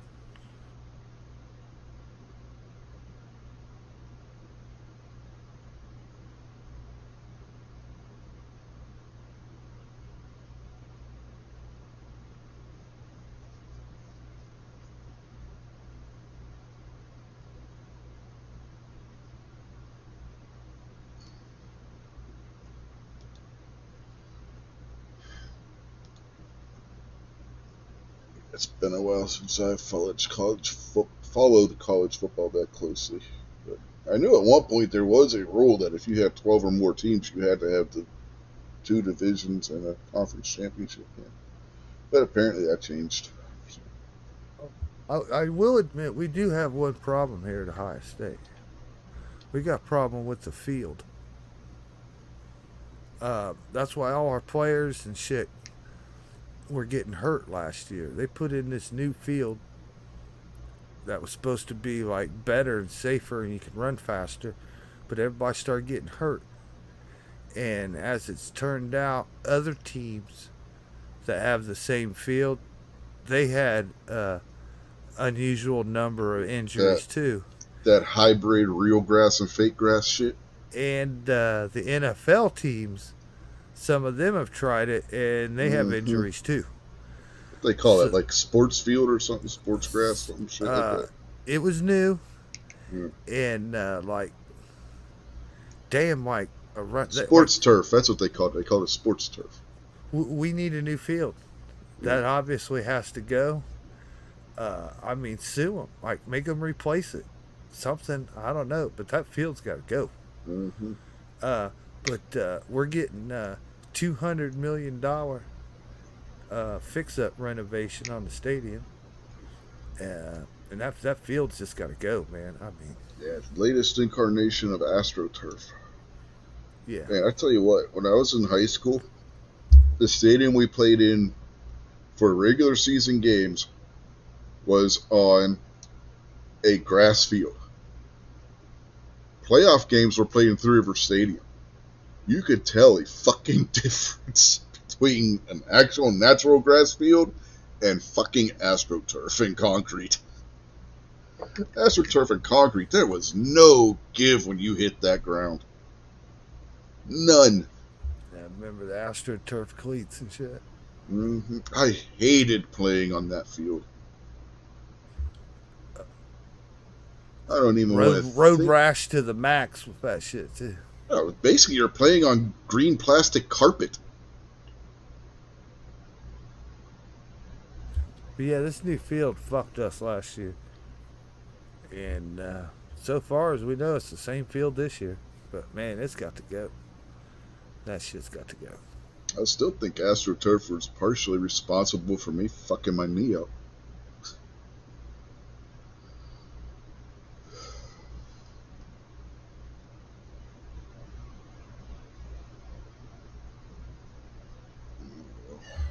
Yeah, they. I'm ready for it. I love our stadium, the Horseshoe. But man, it really could use the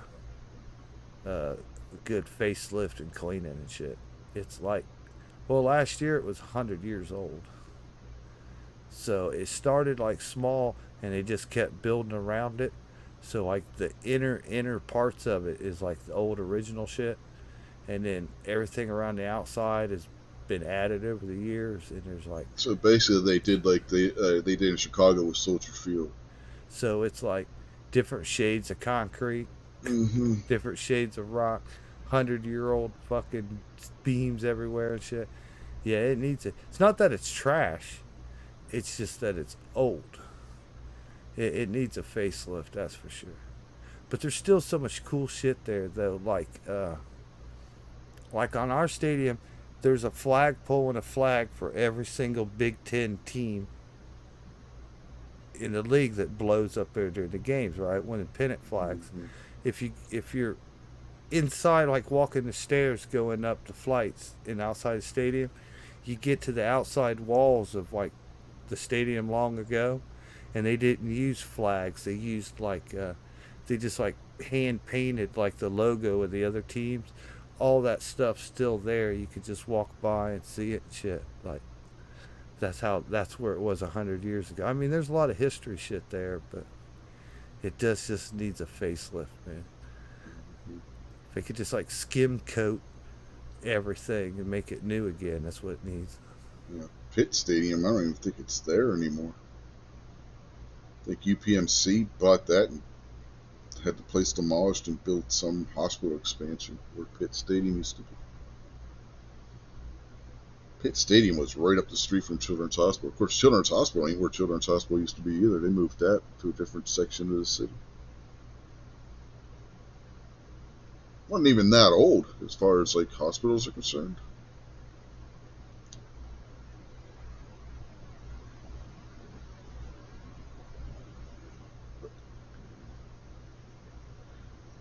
I mean, Heinz Field's like 20 years old now. Well, it's not Heinz Field anymore, but it's always going to be Heinz Field. I don't give a fuck. I always forget the name of the other fucking company anyway, the one that sponsors it now.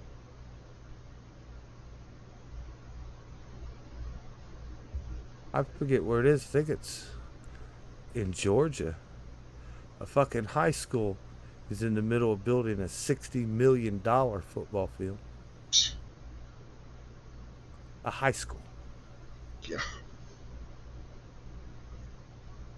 Ashley out there. Hello. Good night.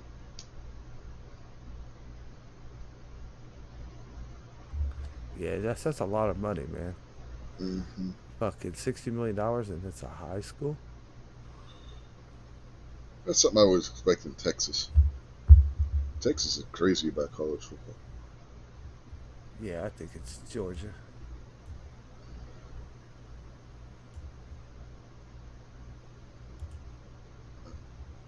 Anyway.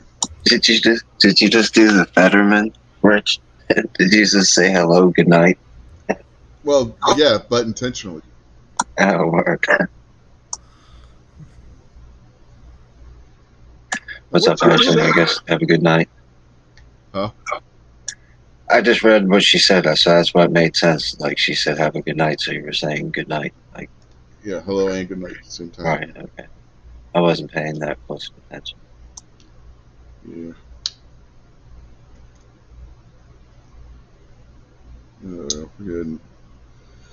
We gotta start wrapping this up. So, Jason, anything you want to say before we get out of here? No, we'll just go back to our thoughts with the Funk family and the Rotunda family. We really enjoyed what they gave us over the years. Uh, Sad to see him go. Thanks for the memories. Uh, Appreciate you. How about you, Kingpin? Yeah, pretty much what Jason said. Thanks Terry Funk for me for sure because I've known a lot more about him. But you know, Bray Wyatt, I know he had a pretty decent career, so tip of the hat to both of those guys and thoughts with their family.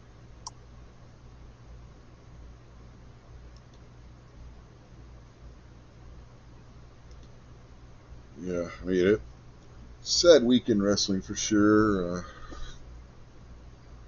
But again, when it's your time, and doesn't matter how old you are, and no way to extend it. So, sadly, lost to one all-time great and one who was one of the best of his generation. And we won't know how good he could have been because, sadly, he's not there anymore. I mean, we had flashes of it, especially when he first got called up to the main roster and whatnot. So, anyway, folks, we will catch y'all tomorrow night over on the Unloaded Media channel. Until then, have a good night.